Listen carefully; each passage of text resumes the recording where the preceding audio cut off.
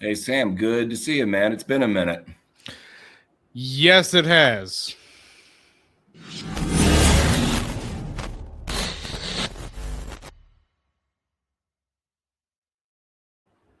It's been more than a minute, Andrew. It feels like 5 years as a Yeah, kid.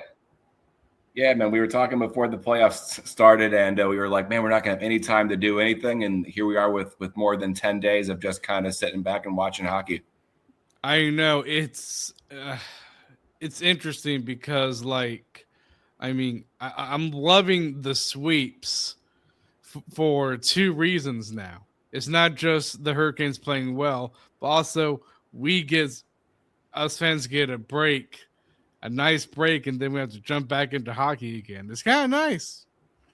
Yeah, it's kind of fun sitting back and watching everybody else stress out while Yep. you and your favorite hockey team are just trying to stay sharp, trying to stay on top of things. But for the most part, just enjoying falling asleep during a second period here and there, and it not costing you anything. Exactly, because I'm sure us Canes fans know if we watch any game that does not involve the Hurricanes, our stress levels go a lot lower than watching the Hurricanes. But Andrew, we're about to play here Thursday against the Montreal Canadiens, and I'm gonna go ahead just do the usual bit here. Remember, we have home games coming up Thursday and Saturday. It's a great time to use the promo code with SeatGeek, Caniac Report, all one word. It's a great deal if you're trying to save money on some tickets. We know tickets are going to be more expensive the longer the Hurricanes go in the playoffs. And it really is a great deal to use that. You can scan that QR code that says SeatGeek right next to it. And remember, if you're watching us on YouTube, please hit that like button, hit that subscribe button, hit that notification bell so you never miss another episode. And also, if you're listening to us wherever you get your podcasts, please leave a rating and a review. Again, does help us out, helps us grow this platform that we are on. So, Andrew, before we get to any news, what was your feeling? Because we talked right before we recorded about us both watching the Montreal Buffalo game. How are you feeling watching that game? My two biggest takeaways is that Montreal does kind of have that magic touch right now. These are two game sevens they won, where really Mm-hmm. from aside from them, putting in that overtime goal, that game winning goal, didn't really look like they deserved to win it. Buffalo absolutely dominated that game after they went down 2-0 early, came back, and then once they tied it up, it looked like it was all Buffalo until Newhook just manages to squeak. It was through traffic, but for a series clinching goal, kind of a soft one for a Ukko-Pekka Luukkonen. Yes. And the other big takeaway I had from that entire series is, with all due respect to the Montreal power play, which they have some incredible skaters, man. That's going to be, I think, the matchup of the series is their power play versus Carolina's penalty kill. But uh, they Buffalo made Carolina look so fast on the PK. Just the way that Carolina closes gaps on the kill, you could really see it on display in this series. Just the difference in how teams approach it. Oh yeah, definitely. I'll give some of my thoughts on the series as a whole. I agree with you on the game seven, taking the fact that I thought Buffalo was clearly the better team. Mhm. Montreal just kind of got a little bit of a break there on that goal in overtime. But throughout the series, I was looking at both of these teams. And I was like, you know what? Like as a Hurricanes fan, watching the two series that they've already been through by sweeping both Ottawa and Philly, I'm like, it's weird because I don't feel concerned No, about I these two teams because it's like with Montreal, I'm like, man, this team cannot defend well. And with Buffalo, they have bad goaltending. right. So kind of pick your poison of what Carolina's going to go against, I guess. Exactly. But I mean, Dobesh looks like he has the potential to steal a game here or there. But there were games where he got lit up too. I mean, for Exactly. for a Eight to series that three. went for a series that went seven, it was basically them just trading blowouts. And I don't think anyone's going to be able to pull that off against Carolina with the way that they're playing now. Again, I do think both Buffalo and Montreal are bigger threats than definitely Philly, maybe Ottawa. I'm going to double down on the fact that I know it was a sweep, but I think Ottawa is getting a little bit disrespected here with how people are talking about the Hurricanes' route to get here. But I think that the top tier talent Montreal has is the best that Carolina has faced. The question is, once you go below that top line, what else is there, and how much of a threat does that pose to the depth of Carolina, in particular, just the overall team defense? Yes, I completely agree. So, obviously, this episode is us doing a series preview between us and Montreal. But real quick, we're just going to go through some news here because that's usually how things go in a traditional episode, of course. Obviously, it's playoffs, so we've been doing things a little bit differently by doing an episode after every game and just focusing on that game. But, Andrew, the first thing I want to discuss is Vegas, the Vegas Golden Knights. They got in trouble by the league. You have John Tortorella taking a fine of, was it $1,000, and a Vegas getting a second round pick taken away from them. Yeah, man, that's not nothing, man. There's plenty of really good players that come out of the second round. Vegas has always from day one has kind of been that cutthroat team, not afraid to upset whether it's players on their own team, players on other teams, people in front offices. So this does feel like maybe they were trying to double down on that kind of villain persona that they've established really in their entire existence. And it feels like the league finally said that enough's enough. And, big picture, it's kind of a slap on the wrist, but you have to give the respect to the media that's helping your game grow. It's the reason why these players are making so much money, why the cap is continuing to grow the way it is. And I get it. Sometimes you don't want to answer questions, but I mean, that's why you get paid the big bucks to do it. And I think if it means you have to wait 20 minutes to catch a bus, I think it's the right call to do. So I am kind of glad the league is actually cracking down on this one. I am too. And honestly, they have every right to do that, considering part of the CBA agreement, Andrew, is NHL teams after games speaking to the media. That's part of the agreement. So it's not like they can be like, well, I ain't going to do it. No, I'm happy that the league cracked down on that because honestly, you got to follow the rules. You just have to as a team, whether you like it or not. Mm-hmm. And I heard something along the lines of like, well, if Vegas did it and they got away with it with no punishment at all, I mean, other teams might look at that and may do the same thing, and that's not right. So, no, and it's a copycat league. Granted, Vegas has always kind of had a little bit more of that chip on their shoulder, but say they start doing stuff like this, what's to stop just to keep it in house? Eric Tulsky, who is weighing the options, seems like a pretty by the books type of dude. But I mean, if the rest of the league's going to do it, like, okay, if they can get away with doing this much, if I only do 10% of that, I'm a fool not to at least stay on their level. But also, they're really going to crack down on me when I only did this. And you have to set these standards early. And there's so many things the league has fallen short on in that regard, whether it's off the ice tampering, whether it's player safety. So hopefully it's a start of something, but I'm not holding my breath. This feels like it's just kind of a rare, wow, look at you guys actually doing what you're supposed to do there in the NHL front office. Exactly. So obviously Vegas, they tried to appeal it, but NHL was like, nope, we're keeping the penalties as it is. And the next news I want to talk about is the change in Vancouver, Andrew. Lots of change are happening. They hired a new general manager, Ryan Johnson, I believe is his name. And I mean, most fans who aren't Vancouver fans, if you're a Vancouver fan watching this, that's awesome. Love it. But most fans outside of probably Vancouver are like, who is that? But I think every fan, regardless if you're a Vancouver fan or not, will know the new co-presidents, and that is the Sedin brothers.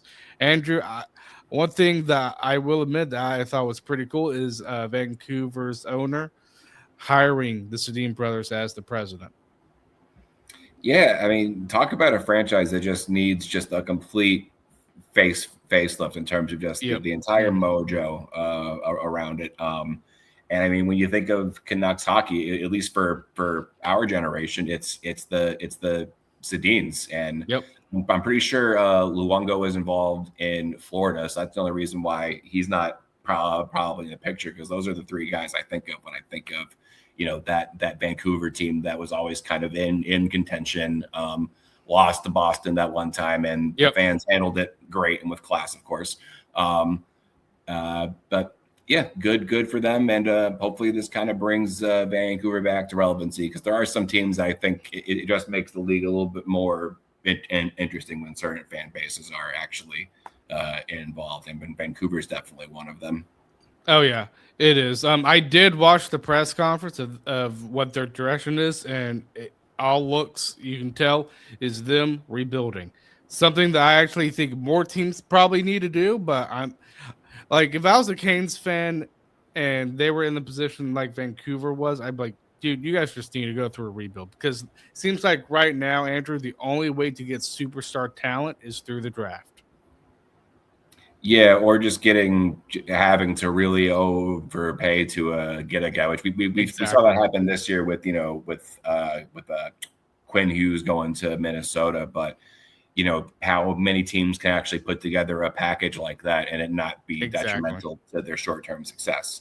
But yeah, Vancouver, they've been trying everything they can to avoid it, and I think they're an extreme example of what I think a lot of teams are having to kind of realize right now, is that so many teams, I think, kind of had a false sense of hope going down the stretch, going into the trade deadline. It's like, oh, well, we could actually get in.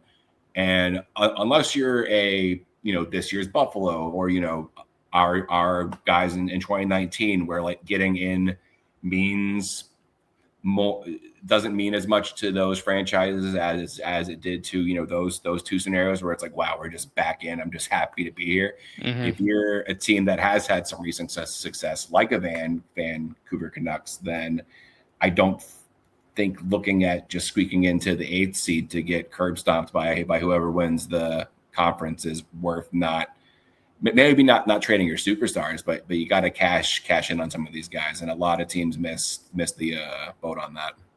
Yes, they definitely did. So we'll see how Vancouver does.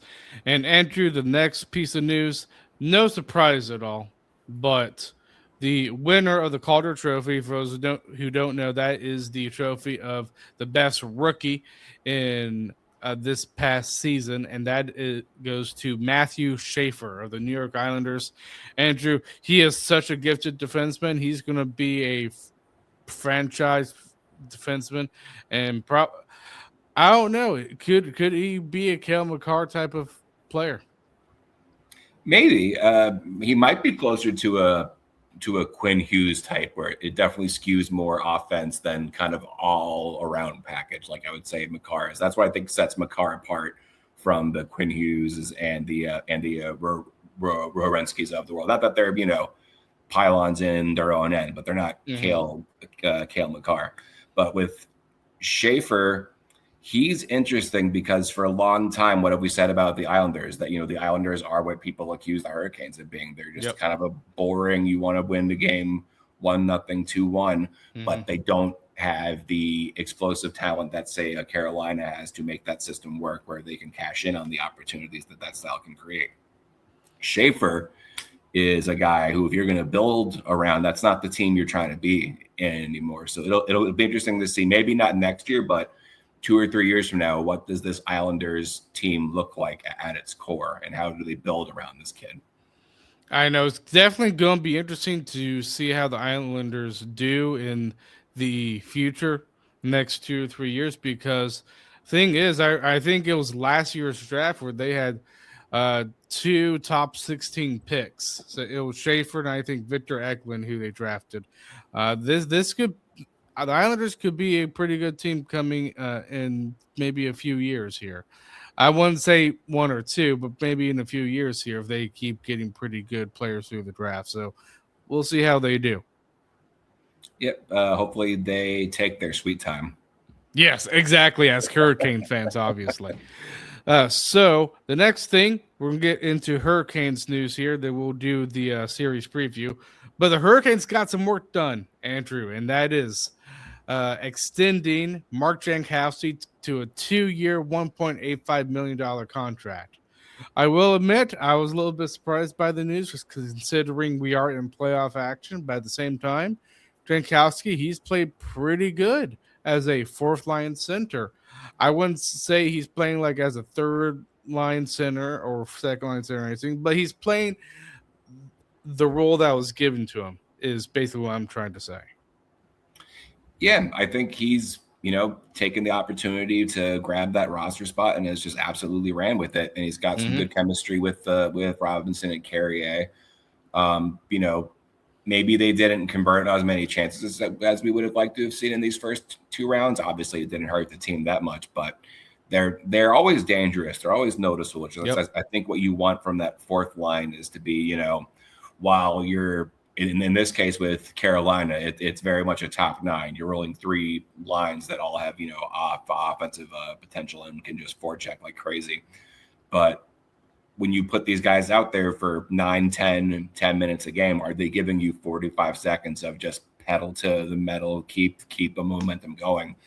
And they've been doing that, and Jankowski's a big part of it. The thing I thought was interesting, not only just the timing of it, but that it was a 2-year deal. And not that he hasn't earned it, but just when you look at this team and the contracts that they have going, where's any improvement that you might make in the offseason? Obviously, this team goes on to win a cup, and you're looking at, hey, we have everybody re-signed next year. Oh, yeah. That's awesome. But it's, obviously guys with term have more of a trade asset. And obviously I'm getting way ahead of myself here just talking about this right now when we're middle of playoffs. But from a contract structure of the whole team, it's an interesting move by Tulski, but Jankowski has absolutely earned it. Oh, he definitely has. But I kind of agree with you. I mean, it's hard to label it as like maybe a concern, but there is a level of risk when you have all of these huge extensions in place, no matter what the money is. Just these like 7-8 year term there is risk to that.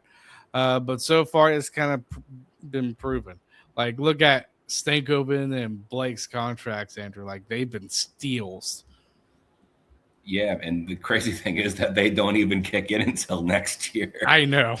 So yeah, and the cool thing for those two is that they're going to be able to sign a new big deal when they're like 29, 30. So with the way that they play, with how smart they are, knock on wood for their health, but it is looking like a steal. And even though I do think it's interesting, I have just embraced the fact that Tulski is 5 moves ahead of where I am, because I've been surprised a few times by him already in the short term, and so far everything's coming up golden. So Tulski, I'm guessing you got a plan here, but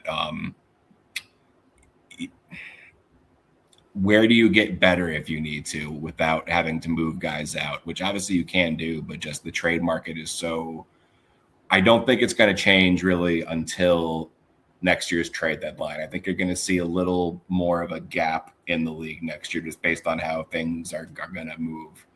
And yeah, it'll be interesting. Yeah, definitely will. The last thing I want to get to, and then we'll finally get to our series preview, is I got to give appreciation to the Chicago Wolves, because obviously they are an affiliate for the Hurricanes. They are in right now the final 8, and these series are a best 3 of 5, Andrew. Chicago, they're up 2-0 against the I think the Griffins, which is Detroit's affiliated team. So one more win for Chicago, and they're in the Final 4. Yeah, just everything's going great for this franchise right now. Hats off to management, hats off to scouting, hats off to the coaches down there in Chicago. Every guy who is called up, you can tell they play a very similar style to Carolina, and they've been able to just plug it and go, which, you want them to win down here, but ultimately it is a, developmental league. So I think this whole season has just really been a testament to how good of a staff they obviously have down there in Chicago. I'm not going to pretend I have time to watch a lot of AHL games, but the proof is in the pudding. Whether it was Nystrom, Charles Alexis, Legault, or even Doheny came up, they were able to plug in and just look ready. So hats off to them. And Unger Thorn's been playing very good down there. So that's another prospect that you just never know. Maybe he makes the NHL one day with us. Again, you wonder if they do have a future with us just because of all the big contracts that Tulsky has signed. But regardless, I mean, it's nice to know as a Canes fan that even though we're playing very, very good right now, that we still have decent prospects. Obviously, it's not high-end prospects other than probably Nadeau. And just looking at the prospect pool, we're probably a little bit down in terms of the rankings and all, but it's not like we're bad. It's not like we're dead last, which just shows, I think, a very healthy organization. No, and I trust this management group to use them wisely. I mean, even though Don Waddell was still the GM at the time, obviously Tulsky had a lot of pull. Go back to the Getzel trade and the guys they moved, and that's when they had guys like Blake in the organization. So even if it's only on paper considered mid-tier, I trust Tulsky to use his assets to improve this team if need be. But just with the signings of Jankowski, that's what makes it interesting, as there's no clear avenue for anybody here. But I mean, it's the NHL. It's not supposed to be easy. It's not supposed to be a door held open for you either. So true, very, very true. So let's get to do the series preview. Some stats here that I have, Andrew. So for Carolina, Montreal, again, kind of the same format as the last playoff series. For goals for per game, Carolina exactly 3, Montreal 3.7 goals per game. And I think here's the thing, you and I both agreed to this earlier. In fact, that Montreal, they have very good high-end talent, but I think you also have to contribute to the factor too that the teams that they played against, Tampa and Buffalo, and I would say more so Buffalo than Tampa, they've both have had their shares of not very good goaltending. Yeah, with Tampa, obviously they got Vasilevsky, yes. So you have to give Montreal credit where credit's due, but you do. As much as that series clinching goal against Buffalo might have been a softie, just an unfortunate bounce is what took out the Lightning. Just kind of throwing the puck towards the front of the net and just happens to bounce the right way. So you don't want to discredit Montreal by calling them lucky, but they've definitely, like the Hurricanes have too, don't get me wrong, have had a little bit of puck luck going, which I mean, that's hockey. But that top line is so skilled and so fast. But once you go beneath that, how do they match up against this kind of 4-line steamroller that Carolina has going right now? The question is, who does Ron want to match up against that top line? Because with how much speed they have, is it the stall line? Exactly. And we'll get to the matchups because I think matchups are always very, very crucial. But I mean, goals for, I would say, like, in terms of the top 10 talent right now and the stats that are put up already, like Caulfield, Suzuki, Slafkovsky, and Demidov, they're the big guys, big top scorer guys from Montreal, and they've been putting up the points. The thing with Montreal isn't really the star players, even though Caulfield could score maybe a little bit more goals. But regardless, I think Montreal, their depth is not as good as Carolina's. No, not even close, frankly. I do think it is going to come down to what those guys can do. Their power play is going to be the biggest factor in this, I think, by not even particularly close. I could see Dobish playing to Freddie's level for the entire series and vice versa. I could see both goalies having games where they kind of trade being off. But Carolina has shown that they can do it even without Aho and Svech going. And I thought as that Philadelphia series kind of went along, you saw them start to click a bit too. So if Carolina can find a way to at least neutralize that top line and just let the other three do their thing, then it's going to be an uphill battle for Montreal. Oh yeah, it definitely is. And I'm glad you mentioned special teams, because in terms of the power play, and these are the current playoff stats here. Power play for Carolina, 13.5%. So again, probably needs to be worked on a little bit more. Hopefully they've been focusing on that in practice. And 25% for Montreal. Here's the thing though with Montreal, Andrew, is that they're going to be going up against the best penalty killing team in the Hurricanes. They didn't have that with Tampa and Buffalo. And we are 95% on the penalty kill, which is first. And Montreal, guess what? Penalty kill for them, 74.1%. Yeah, so you need Carolina's power play to be better, but as with those top guys starting to kind of get it rolling as that Phillies series went along, I thought you did start to see it click a bit as it went. In particular, just their ability to find those cross-seam passes that we really weren't seeing at all against Ottawa or in the start. But, the Svechkal is a good example. Exactly. And Aho got the assist on that. You saw Ehlers on the power play has been good these entire playoffs. Guys just haven't been bearing their chances. He is so dangerous in that bumper spot because he's such a great skater, has such great vision that if it's Fetch, if it's Jarvis, or even if it's, Aho, if one of these guys has, one good time or a game, that probably cancels out what, again, not to take for granted how good Montreal's power play is, but because of what I've grown to expect from this Canes PK. If you can have one of those guys convert once a game, that's going to cancel out, I think, the most damage they're going to be able to do. Especially on special teams, because the penalty kill, Montreal struggled. They have. Yep, and that's only going to help. It is. It definitely is going to help, and that's part of the reason why we both think Carolina has an advantage over Montreal in this series just as a whole. The defense now. I think Andrew, both you and I know when it comes to the defense, I mean, Montreal, they have good skaters, but they just don't have the defensive IQ that Carolina has. And I think we kind of saw that in the Buffalo series.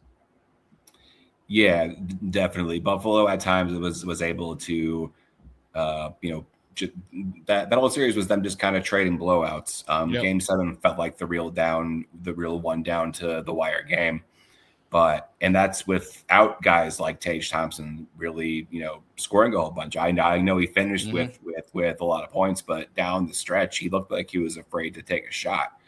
If there's one thing we know about the Canes, they're not afraid to take shots. And if they can get to Dobesh early, then I think there is a chance that they can use that just relentless forward checking style to bury Montreal and bury them early, especially if their defenders are able to create turnovers and get into transition quickly. Oh, yeah, definitely. I'm happy you mentioned shots because this is an interesting stat right here too, Andrew. 33.9 shots per game for Carolina, 25.1 for Montreal. And for shots allowed, Carolina 25.1%, and Montreal for shots allowed is 28.7. So both of our shots for and against favor the Hurricanes. And it's funny because the amount of shots allowed that the Hurricanes face is the same amount of shots that Montreal has per game. Yeah, and if I'm a Montreal fan, that might be the stat that concerns me the most, is that you're putting up Carolina, if you're putting up Carolina numbers while not playing against Carolina, who I don't think it's being cocky as a fan at all to say that in terms of shot suppression, best team in the league by a pretty decent margin, actually. So if you're only getting 25 against Buffalo and while still very dangerous, kind of older Tampa team, then a well-rested Hurricanes team that unless this rest versus rust debate really goes the opposite way that we think it's going to, I think that really bodes well for Carolina. Yeah, it really does. And what's interesting, because I mean, I look at Montreal's depth chart, Andrew. Kind of the same pattern with Philly when they had that young pair of Drysdale and Cam York. It's kind of like that for Montreal, and the fact that both Hudson and Dobson, both young players, are on the same pair. So again, I think both players are truly excellent. I think I'm not trying to discredit them at all. But if Carolina, like if Brandon Moore is sitting down with his group trying to see what they could take advantage of, it's the youthfulness probably of that pair. Because even though you might be very, very good, you're also very, very young as well.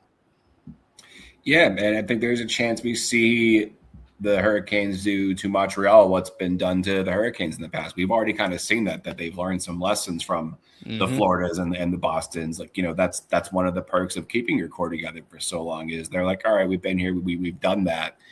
And while I don't expect or quite frankly want the Hurricanes to play like, say, a Florida does, there's some guys on this team that kind of have little bit of a rat adjacentness to them.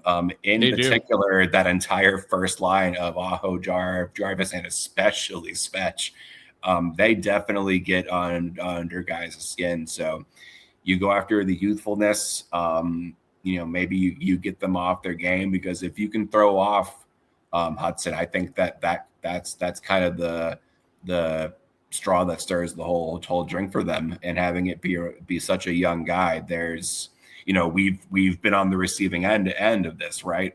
Where he's so talented going against other teams, but you run into that bunch of grizzled vets who just kind of know how to do those little things to throw you off. And I think Carolina has shown that they've kind of reached that point of maturity of, again, not doing it like Florida does it. And I'm happy about that. But that same element of, you don't need to just stop when the whistle's over. You don't need to take liberties either. But give the kid a quick little jab just to get him frustrated, get him thinking before the next face off.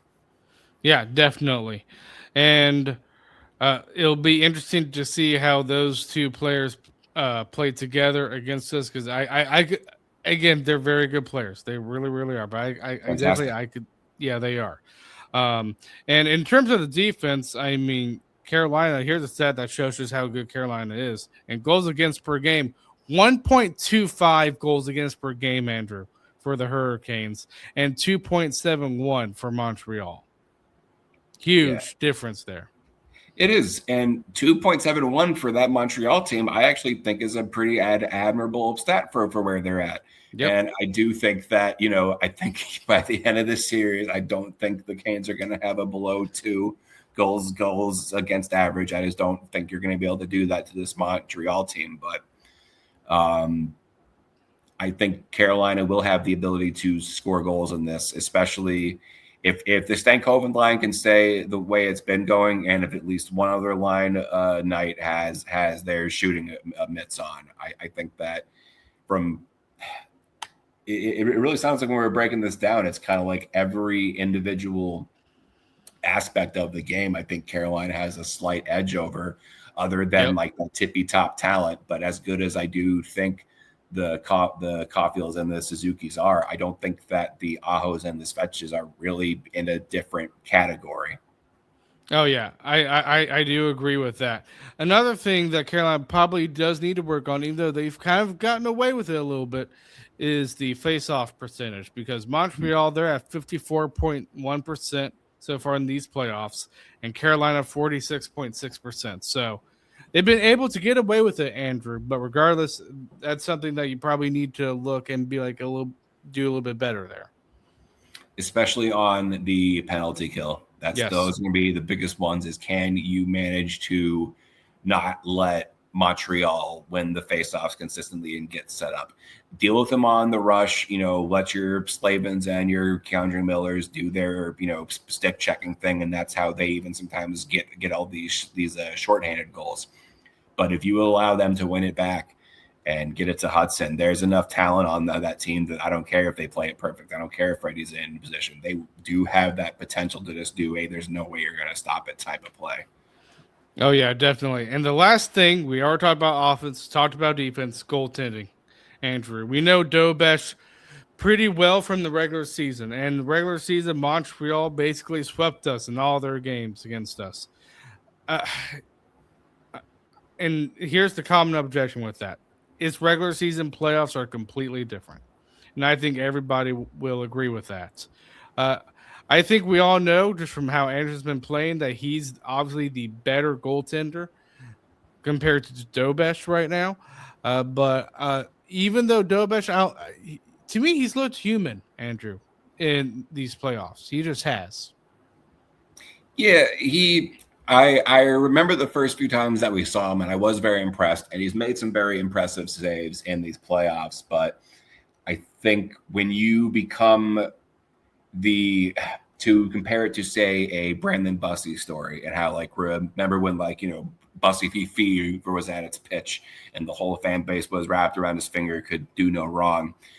If you're doing that in Raleigh, when you're doing it in a place like Montreal, it's just gonna have a bigger pop. It's gonna have a bigger media narrative surrounding it, and I think that that's kind of what's happening with Dobish here. And that's not to take away from what he's doing, but people are talking about him like he's the next Patrick Waugh, and I haven't seen that. I think Montreal might have found their goalie. Don't get me wrong. I think we've had a few times we've had to specify that we think Carolina's got the advantage, but Montreal's got some darn good players. I do think Dovesh is one of them. But Freddie, man, this is, you have a chance to change a lot of narratives about you, and you can't think of it that way. Like, if you're listening to this, Freddie, shut it off right now. But Freddie Anderson, this is shut the naysayers up, man. This is the matchup, because as long as you can get out of the Eastern Conference, it's going to change how people talk about Freddie Anderson. Oh, it definitely is. But yeah, that's going to be very interesting. I mean, Dobesh, I do think he's capable of sealing a game or two. It's just with the way Anderson's been playing, it's been something very, very special. But again, I mean, the playoffs aren't done. You still have a Stanley Cup, but you're trying to win. So you got to keep playing the way you have been in the past 2 rounds of just being almost like a brick wall against these other teams. Yep, and let's not forget the ace up Brandon Moore sleeve. We still haven't seen Brandon Bussey in these playoffs, so you never know. I think this has to be the series where you see him. I think there's going to be one game because this is not going to be a sweep. I think there's going to be at least one game where just Montreal's power play is clicking for whatever reason. And then I will think you do see Bussey. And that could be the turning point of the series is, does Bussey get his game? But do I like when you add that element of Brandon Bussey to the conversation of who's got the goaltending edge? It's definitely Carolina. Oh, yeah. It really is, just from the way Anderson has been playing. So now let's get to the matchups, Andrew. We hinted at it a little bit already, but obviously with Montreal, Caulfield, Suzuki, Slavkovsky, that is their first line right there. Second line, Newhook, Evans, Demidov. Here's the thing with that second line, Andrew. You might think that it's mainly Demidov that's carrying that line. Newhook has been playing extremely well for Montreal. So you got to watch out for that Evans line. You have Texier, Denault, Anderson as the third pair. The third line. And then the fourth line is Bo Duke, Koppinen, and Kirby Doc. And obviously their defensive pairings are Matheson, Carrier. No relation to William Carrier. I already looked that up. Hudson, Dobson, we already talked about that. And then Caden Gooley. And, I kind of forgot how to pronounce his last name. Sajak?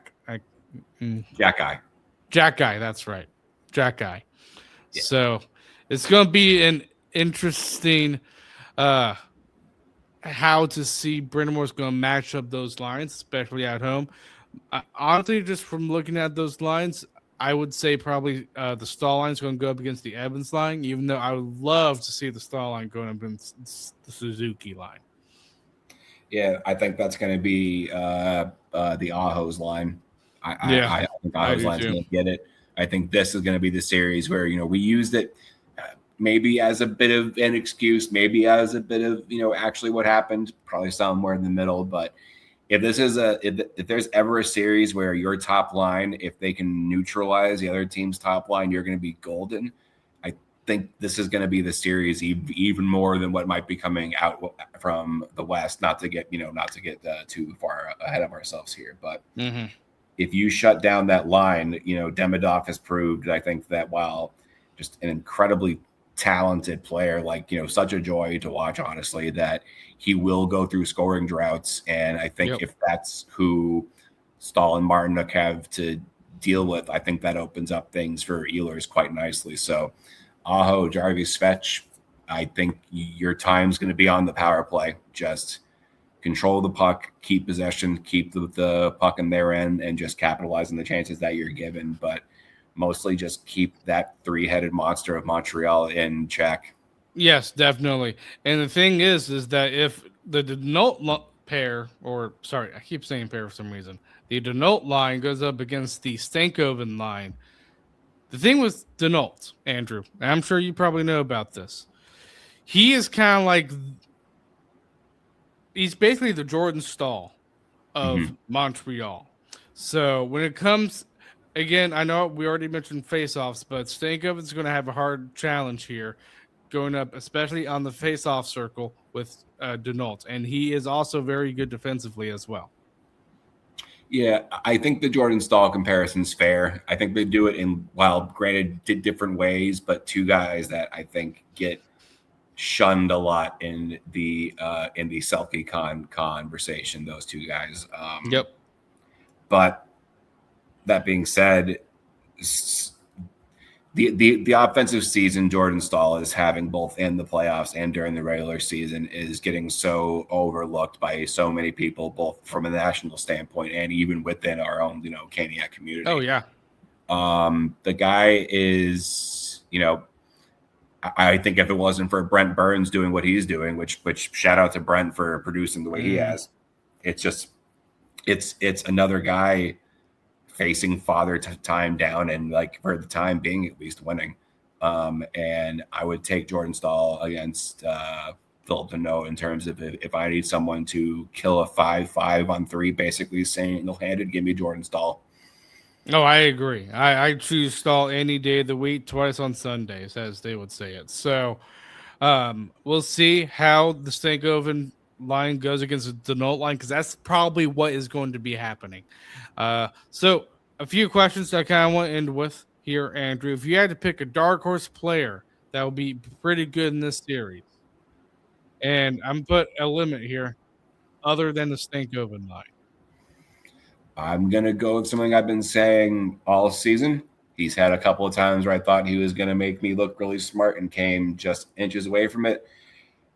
Will Carrier is going to score a big goal in this series. Oh, okay. All righty. I like that. I'm going to go with another player. He has certainly gotten chances. Quite a few breakaways, too, in the past series.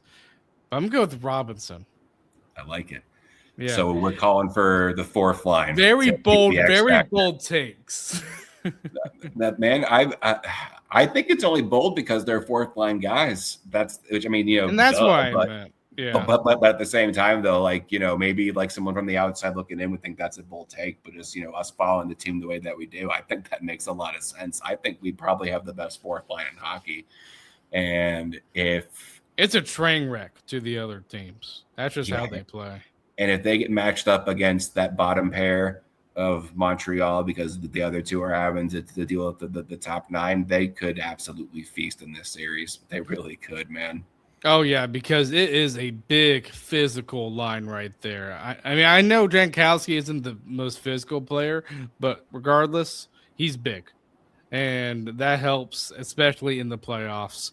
So it's going to be interesting seeing how that line does, because Carrier and Robinson, they throw their bodies around a ton. Yeah.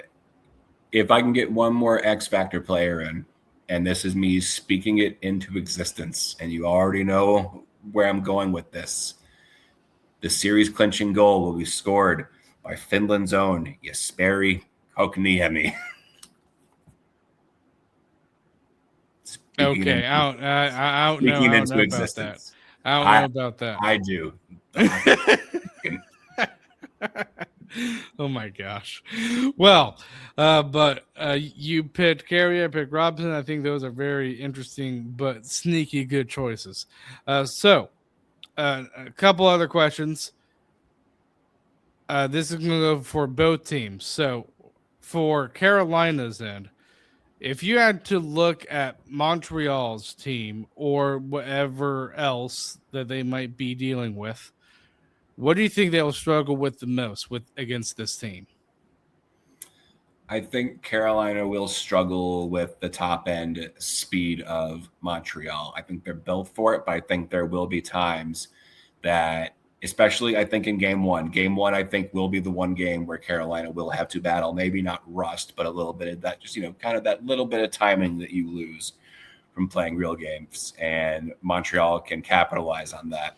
Yep. Montreal is going to struggle with how do you plan on which line do you put your best guys against, because it's easy on some teams to focus on one.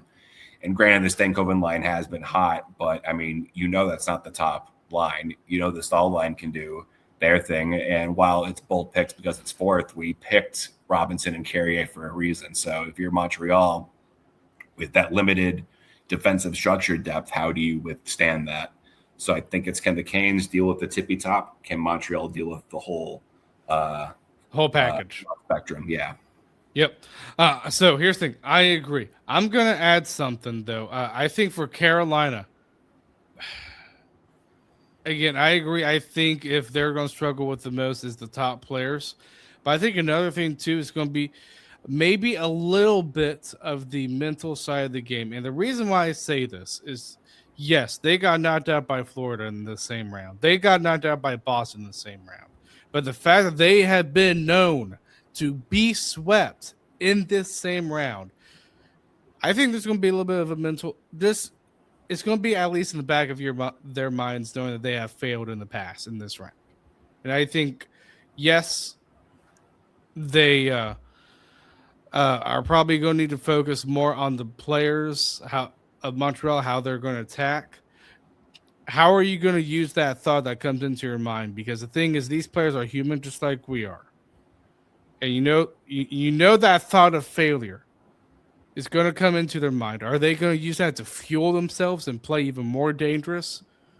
Or are they going to use that and be just a little bit more, let's say, cautious when they shouldn't be? Sure. I think on the opposite side of that coin, though, is like with like the Ahos and the Svechnikovs or the Jordan Stahls, even, yeah, of course, I don't see how it doesn't at least creep in your mind a little bit. I think game one is a sneaky big game in this series for that exact reason. But if you're a Logan Stankoven or a Keandre Miller, Nick Ehlers, guys who got here at earliest last year, where granted they lost in the Eastern Conference Finals, but you lost in 5 games to the eventual champs, like, does that have the same weight with those players as it does with, say, an Aho, who hopefully I would agree. It doesn't have the same weight, but most of these players were with the team when they got swept last year by Florida. So that's true. I mean, I will say one thing. I think when it comes to the mentalness, I would say the biggest thing that they're probably afraid of mostly is like if they had to playing against Florida, then just being in this round. But they're not facing against Florida. But at the same time, they know they have failed in this round before. So you just know it's probably going to creep into their mind. Yep, game one. It's a big one of the series. It's not do or die by any means, but it feels a little extra important in this one. It really, really does. So, and that's just kind of how I view like this series. And Andrew's like, in my mind, like I think Carolina is the better team. It seems like mostly everybody's picking Carolina to win in these two series, but in my heart, I'm just like, this is also the series for the Hurricanes that struggle with the most. you know. Yep, it's what's in front of you versus what's gone wrong in the past, and this is where hopefully the Canes can lean on their experience, and hopefully rest proves to be a weapon. Exactly. So very last thing, and then we'll wrap it up. Series prediction. Canes in 6. I'm saying Canes in 7. All right, I like it. I think it's going to be a long series. I'd be a little bit surprised if we swept Montreal, but if we do sweep them, heck yeah. If the Canes handle their business, I think that they're breaking a curse here. I really do. I'm confident in this group. They could. They definitely could. Well, Andrew, Thursday night is game 1. I'm excited. It's going to be a thrilling game. Yep. This is what they've been building towards all year, and it feels like the playoffs stopped with just how long of a break it has been. But get hyped, y'all, because the boys are going to need us. Yes, they are. We will see you guys after game number 1.